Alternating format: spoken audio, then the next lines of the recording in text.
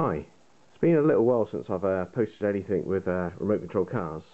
The last video was an unboxing for this little chap here, the Losi Mini 8, which I picked up probably a couple of months ago.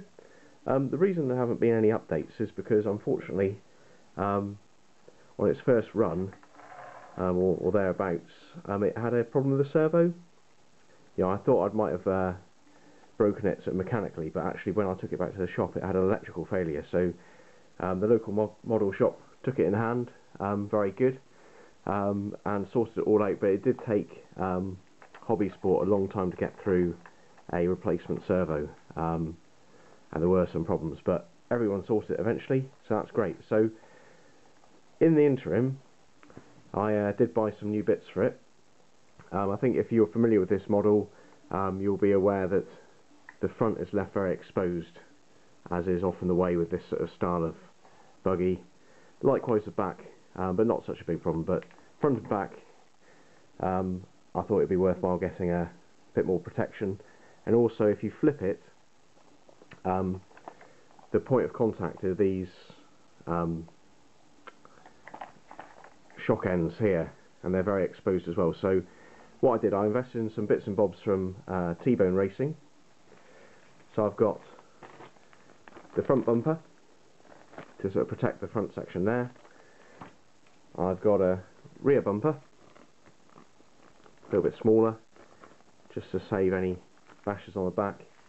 And I got a couple of sets of these, which are sort of Derrelin caps for the shock ends there. So they're sacrificial, if you will, so they can get worn and no big problem. So all the fitting elements are there, so longer screws, longer Allen bolts in there, and likewise on the front bumper. And I think all it is a matter of undoing these four Allen bolts, replacing them with the longer ones, likewise at the other end. On the front, Allen bolt and nut. So I think it should be pretty easy. And also in the little bag of tricks you get with your remote control car, you do get an appropriately sized Allen key. So what I'll do, I'll just stop the camera for a second. I'll do the front bumper, see how that goes, and install the rest.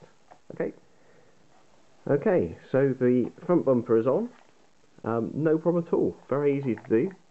One little thing to note, and it's trivial really, is that instead of the Allen head style bolts, you've got the Phillips head. That's no big problem.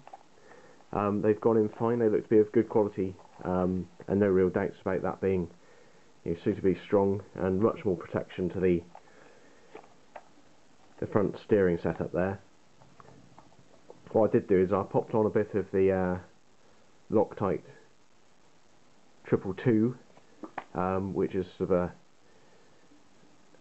thread locking compound which isn't permanent, which I think is probably just the job for this, so I've got a bit more confidence in it.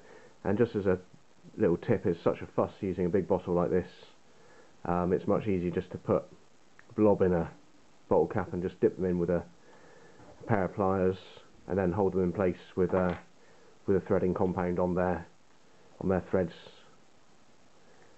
So I don't think there's any issues about chucking the rear bumper on, and I'll put the protectors on here, and then I'll show you what it looks like. Okay,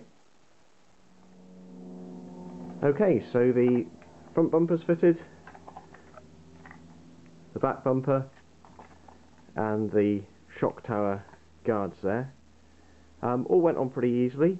These were pretty tight for fit, and what I ended up having to do is basically just force this driver, which is a really small one, just in there, pushing everything together and tightening up. A little bit Loctite on those collars there, the longer screws provided by T-Bone Racing. Yeah, all good to go.